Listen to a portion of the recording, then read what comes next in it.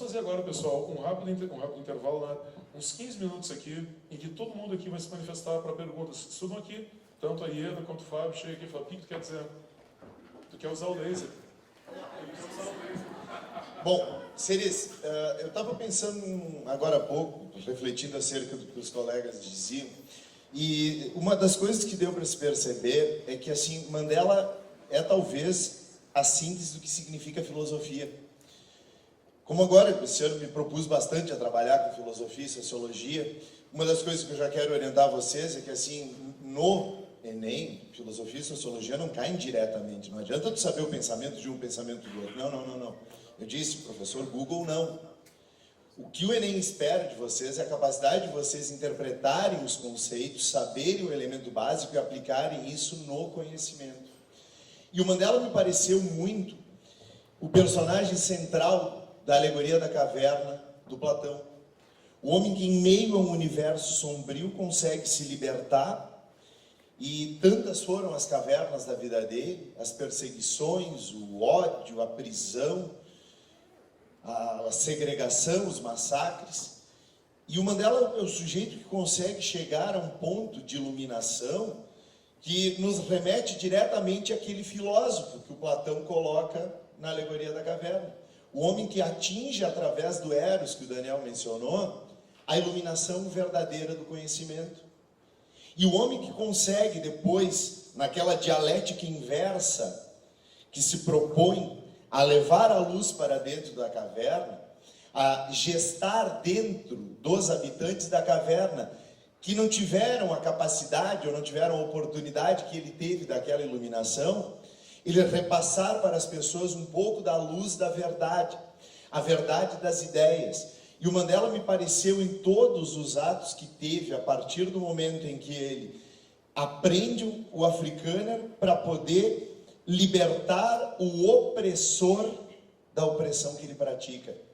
Nada pode ser mais filosófico e iluminado do que isso. Fiquei refletindo acerca do que os colegas colocavam, e assim, não existiu melhor definição e melhor interpretação que eu pudesse encontrar, a não ser aplicar a Nelson Mandela essa característica da iluminação plena que um ser humano pode atingir em sua vida.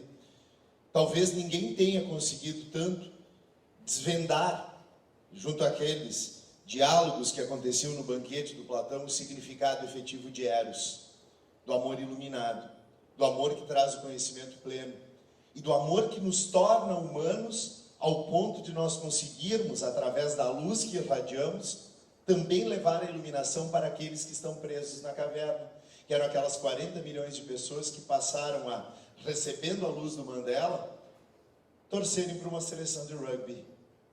Isso é aplicação de filosofia.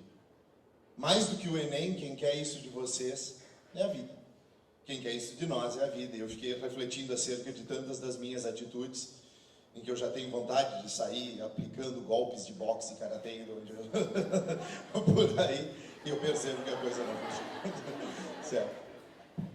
Fábio Shaolin, de Nova Prata. Só para emendar o que tu falou, nos momentos assim que, quando tu tá lendo a biografia do Mandela, tu já sabe a história, né? Mas fica naquela torcida no momento que finalmente ele vai ser libertado, né? E quando quem diz para ele que ele vai ser libertado é o de Klerk, o cara que ganhou o prêmio Nobel com ele.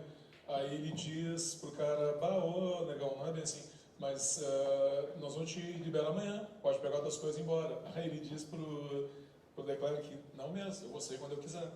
Eu disse: não, eu quero que a minha família esteja na porta, eu quero que as pessoas saibam, eu não vou sair da cadeia para tomar um tiro. E não só por isso, eu quero que as pessoas vejam o ato simbólico.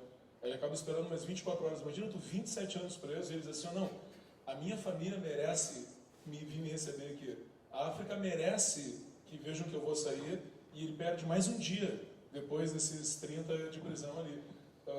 E também, muitas das vezes, nas negociações, o Mandela foi obrigado. Vejam a situação em que o cara se coloca, que para nós é impensável, né? Eu declaro que é o último dos opressores dele, mas era com ele que ele negociava com o Congresso Nacional Africano. Então, tu imagina sentar numa mesa com 8 ou 10 caras trazendo uma proposta do branco opressor e ter que defender a proposta do branco opressor. diante dos teus colegas que são negros. Houve muitos momentos em que, nos congressos da CNR, ele diz, eu acho, ele sempre usa isso, né? Que o Leclerc é uma pessoa honrada e a gente pode confiar nele. De quantos opressores tu diria isso? Mesmo que ele não achasse isso, ele teria que dizer porque senão a negociação não evoluiria. Tá? E eu queria, no caso da minha participação, eu queria encerrar que esse negócio do Ubuntu, que tu falou, que é para a vida, essa coisa, eu acho que todos nós que somos professores aqui, a gente pratica esse exercício do Ubuntu diariamente, vocês entendem? Tu dá aula, como no nosso caso, porque os alunos procuraram, entende? A nossa existência só depende desses caras, e esses caras aí vocês, né? Que insuflam uma vontade enorme de tu trabalhar. Então, como nós estamos fazendo agora, nós estamos imaginando, vou confessar para vocês, essa ideia do MMA, ela surgiu quando no ano passado eu fui ver a palestra do Fábio Shaolin aqui, né? Da ditadura no cinema no total, alguns de vocês lembram? Aí eu vi o Fábio dando a palestra ali, tinha 300 pessoas naquela palestra, o Fábio sofrendo uma barbaridade com o computador, essas coisas me deu pena, né? E eu fiquei pensando assim, pô, peguei esse cara com uma iniciativa sozinho, ele estava sozinho ali, entendeu? E eu pensei, pô, quantos nós não poderíamos fazer isso aí juntos, entendeu? E eu não prestei atenção na metade da palestra. E o tempo, porque não, fiquei mandando mensagem pro Daniel, entendeu? Pai, a gente devia fazer isso aí junto, e naquele momento ali surgiu essa coisa, porque pô, o esforço do Fábio me contagiou demais, entendeu? Como da mesma forma a gente está fazendo esse evento aqui pela primeira vez. É a primeira vez que o curso faz um evento em que tem 300 pessoas reunidas numa tarde de sábado. 300. Vocês entendem? Isso insufla, assim, na vontade de tu querer trabalhar, na vontade de tu ser um professor melhor, na vontade de ter uma responsabilidade melhor, aprender a usar um passador de slide, por exemplo, pelo amor de Deus, sensacional. Então, da minha parte, acho que o Ubuntu que o Mandela pratica, eu acho que está nitidamente caracterizado aqui. Queria agradecer muito vocês isso aí. Acho que tem um outro conceito, o Carlos vai gostar da palavra, dá para usar na redação, que o Mandela carrega dentro dele, chama-se resiliência. A capacidade de superar a dificuldade. O cara fica 30 anos preso, sai, negocia com os caras que prenderam ele, negocia e confia, e ele tem que acreditar, porque se ele não acreditasse, não ia para frente, ele precisava confiar nos caras, e os caras sabiam, como ele disse, ele tinha a capacidade de entender o que se passava também. Ele disse, o Carlos botou uma parte, eu sei que para o opressor também é difícil. É difícil para o oprimido? Mas para o opressor também é. Então vamos tentar negociar. Muito se pergunta se liderança é inata ou se adquire. Pelo amor de Deus, né? O Mandela prova, na minha opinião, é inato. O cara trouxe com ele isso, pagou um preço em vida pessoal. Teve uma outra morte que tu não falou. Na abertura da Copa do Mundo, ele estava saindo de casa, a neta dele, a neta. Copa do Mundo de Futebol. Copa do Mundo de Futebol. Agora, 2010, mais recente, ele estava saindo de casa e a neta morre. E aí ficou aquele clima, Mandela vai, não vai. Mandela aparece no estádio. Ele aparece no estádio. Por favor, o que é resiliência, né? A capacidade de superar a dificuldade, o Mandela traz ela dentro dele. No discurso, quando ele sai aquele discurso que vocês viram, que está na foto da mão levantada, numa das partes, os discursos deles são sensacionais, né? Numa das partes ele diz assim, eu fiquei preso 30 anos, eu sofri muito, aí ele diz a seguinte frase, mas eu sei que o povo da África do Sul sofreu mais do que eu. Que pessoa pode dizer isso, tipo assim, foi muito ruim para mim, mas pessoal, eu estou aqui, eu sei que foi pior para vocês. Não, tem que chorar, né? Não tem outra condição. Fala. 3 observações. Primeira, o apartheid foi o único regime de segregação racial deste planeta que teve nome. Nenhuma outra segregação racial ou nenhum racismo teve um nome próprio. Só este. Este que foi derrubado por Nelson Mandela. Esse é o primeiro aspecto. Errei na história? Não, né? Não, mas eu não cometi nenhum erro historicamente falando. Esse é o primeiro detalhe. Agora, outros 2 detalhes que para mim são fundamentais nesse momento e têm que ser ditos claramente. Este homem do qual falamos hoje é um exemplo de persistência. Ora, ninguém pode ser um exemplo de persistência mais do que uma pessoa que passou 3 décadas presa. Portanto, baseiem-se no exemplo que ele nos deixou para a persistência no alcance do objetivo de vocês.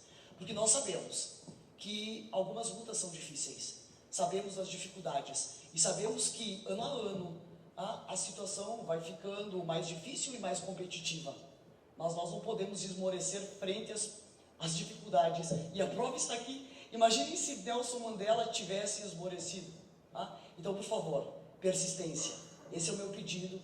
E o último detalhezinho, como profissionais, quando vocês, não que não possam e não devam fazer isso agora, obviamente, mas como profissionais, jamais escolham ou segreguem pessoas pela cor da pele, pelo poder aquisitivo ou por qualquer outra coisa que possa separar ou classificar seres humanos. Considerem muito isso quando vocês forem atender, sejam nos mais diferentes consultórios ou escritórios ou onde for.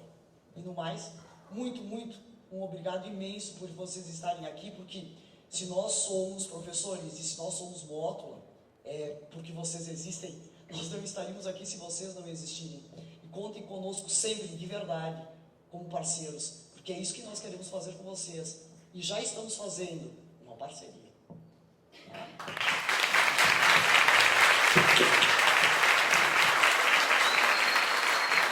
Resta o agradecimento final, né? Eu acho que, eu não sei se tem mais alguém mas realmente agradecer a atenção e a paciência de vocês nessa manhã de sábado. Muito obrigado. Pessoal, Fábio está perguntando quem vai para o Congo nas férias, aí, Gris. Só para avisar,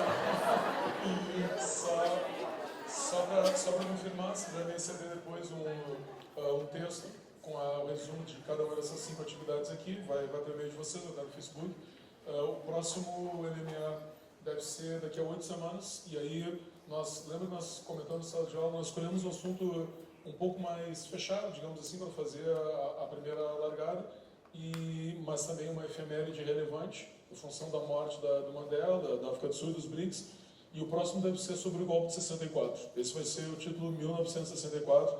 É bem provável, daí já vou pedir a opinião de vocês, estão a maioria aqui, também já falando abertamente com os colegas, talvez a gente comece um pouco mais cedo, para conseguir fazer as palestras talvez de 35 minutos, e também queria agradecer a vocês pelo horário que vocês chegaram, pela tensão que eu estava aqui desgraçada da questão do tempo, porque nós começamos às 9 horas e vamos fazer o encerramento pontualmente ao meio-dia. Eu sei que é importante para a maioria de vocês, então para ter um aproveitamento maior, talvez no próximo a gente comece às 8h30. Nós vamos marcar a data, não tem data, vamos avisar daí a data em todas as turmas, aí vamos fazer a inscrição na internet para que todos possam fazer conjuntamente. Vamos fazer num lugar maior e também vai ser determinado para que daí todos possam ter também um lugar confortável. E, de coração, muito obrigado mesmo, valeu pela participação, até a próxima.